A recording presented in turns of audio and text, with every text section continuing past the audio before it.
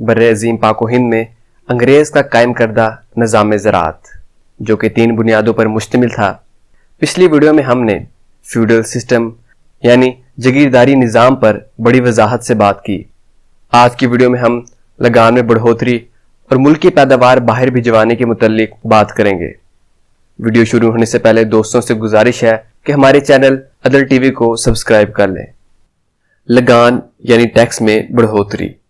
لگان کے متعلق انگریز نے بر عظیم پاک و ہند میں 2 کام کیے۔ ایک یہ کہ لگان کی شرح اس قدر بڑھا دی کہ کسان کو ادا کرنا بے حد مشکل ہو گیا، اور دوسرا یہ کہ اس کے مطابق عدالتی نظام ترتیب دیا۔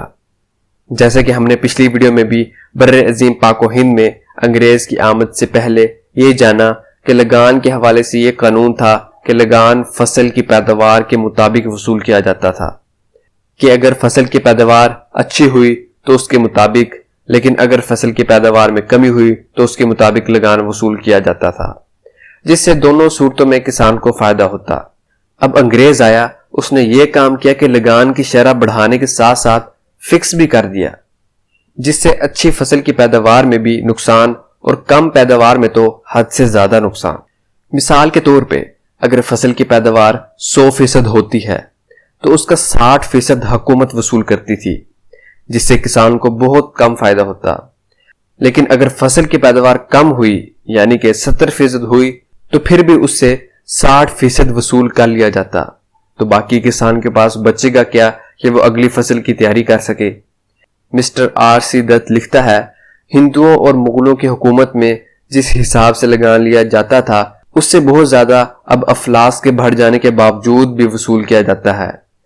1793 سے 1822 تک سرکار نے بنگال کے زمینداروں سے 90% اور شمالی ہند میں 80% لگان وصول کیا۔ اب موجودہ دور میں اس کی شکل یہ ہے کہ کسانوں کا استحصال کمپنیز اور صنعتوں کی صورت میں کیا جا رہا ہے، یعنی کہ وہی جگیردار اب سرمایہ دار کی شکل میں انہی کمپنیز اور صنعتوں پر قابض ہیں۔ اب کسان نے فصل کے لیے کھاد، سپرے وغیرہ جو موجودہ دور کی ضروریات ہیں، کسان طبقہ جتنی محنت فصل پر کرتا ہے اس کی محنت کا بہت بڑا حصہ ان چیزوں کو خریدنے میں لگ جاتا ہے۔ لیکن اگر کسان کے پاس یہ تمام چیزیں خریدنے کی استطاعت نہیں ہے تو اس کی مجبوری ہے کہ وہ بینک سے قرضہ لے، تو وہ بھی اسے سود کی شکل میں دیا جاتا ہے۔ اور جب وہی فصل انڈسٹریز میں جاتی ہے تو بڑے بڑے انڈسٹریلسٹ اس کو اپنے من مانی سستے ترین داموں میں خرید لیتے ہیں۔ ظلم یہ ہے کہ وہ کسان جس نے اپنے خون پسینے سے پیداوار حاصل کی ہے وہ خود اس کی قیمت طے نہیں کر سکتا، بلکہ اس کی قیمت کا تعین ان صنعت کاروں، سرمایہ داروں کے رحم و کرم پر ہوتا ہے، جس کو وہ کم سے کم قیمت میں خرید کر اپنے پاس ذخیرہ کر لیتے ہیں، اور وہ کم قیمت ان کمپنیوں کے سود کی شکل میں کاٹ لی جاتی ہے، اور اگلی فصل کے لیے مزید سود پر قرضہ لے کر بیچارہ کسان گھر چلا جاتا ہے۔ اب اگر کسان لگان یا ٹیکس دینے کی استطاعت نہیں رکھتا تو اس کے لیے مکمل عدالتی نظام ترتیب دیا گیا ہے۔ ایسے قوانین بنائے گئے ہیں کہ کسان لگان دینے پر مجبور ہے، ورنہ عدالتوں میں اپنے قانونی شکنجے میں کس لیا جاتا ہے اور اپنی رہی سہی زمین سے بھی ہاتھ دھو بیٹھتا ہے۔ ملک کی پیداوار باہر بھجوانا۔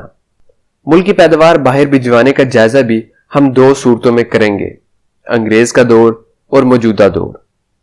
شروع میں ایسٹ انڈیا کمپنی کا یہی کام تھا کہ یہاں پر بر عظیم میں جتنا بھی اناج خام مال کی شکل میں ہوتا وہ سب کا سب برطانیہ بھجوا دیا جاتا۔ 1930 میں بہت بڑا قحط پڑا تھا۔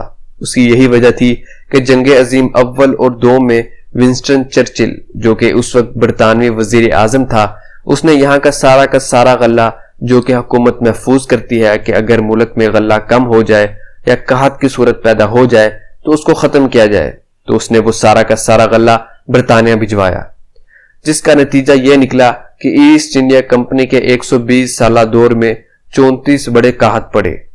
Mister A برسل، member parliament, Hindustan کے سفر سے واپسی پر ہندوستان کے مزدور پیشہ لوگوں کے بارے میں لکھتا ہے کہ یہ لوگ مکھیوں کی طرح مر رہے ہیں۔ ایک امریکن مشنری کا مقولہ لالا لاجپت رائے نقل کرتے ہیں کہ جنوبی ہندوستان کے لوگ زندگی بسر نہیں کرتے بلکہ زندگی کے دن پورے کرتے ہیں۔ میں نے ایسے گھر دیکھے ہیں جہاں لوگ مردار گوشت کھا کھا کر جیتے ہیں، اور اس زمانے میں کوئی عام قحط بھی نہیں ہے۔ 1888 میں آسام کا کمشنر ہر چارلس ایلیٹ لکھتا ہے، میں بلا تامل کہہ سکتا ہوں کہ کاشتکاروں کے نصف تعداد ایسی ہے جو سال بھر تک نہیں جانتی کہ ایک وقت پیٹ بھر کر کھانا کسے کہتے ہیں۔ انگریز نے یہاں یہ کام کیا کہ یہاں انڈسٹری تباہ کر دی۔ اب چونکہ یہاں صرف زراعت رہ گئی تھی، اور یہاں یہ بات سمجھ لینا انتہائی ضروری ہے کہ کوئی بھی خام مال جب وہ زمین سے نکلتا ہے جو کہ ابھی استعمال کے قابل نہیں ہوتا، اس کی معمولی قیمت ہوتی ہے، لیکن جب وہ انڈسٹری میں مشینی پروسیجر سے گزر کر پروڈکٹ کی شکل اختیار کرتا ہے تو اس کی اہمیت کئی گنا بڑھ جاتی ہے۔ اور انگریز نے یہاں یہ کیا کہ بر عظیم پاک و ہند میں کوئی انڈسٹری نہیں بننے دی، اور ساری انڈسٹریز برطانیہ میں لگائی۔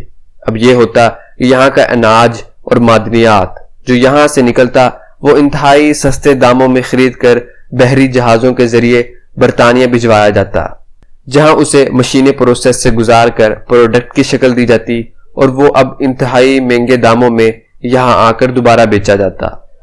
مثال کے طور پہ اگر کسان نے یہاں کپاس پیدا کی تو اس نے 100 من کپاس 100 روپے میں بیچی، لیکن جب وہ برطانیہ میں کپڑے کی شکل اختیار کر کے آیا تو 5000 میں یہاں بیچا گیا، تو مطلب اس نے کئی گنا منافع کمایا۔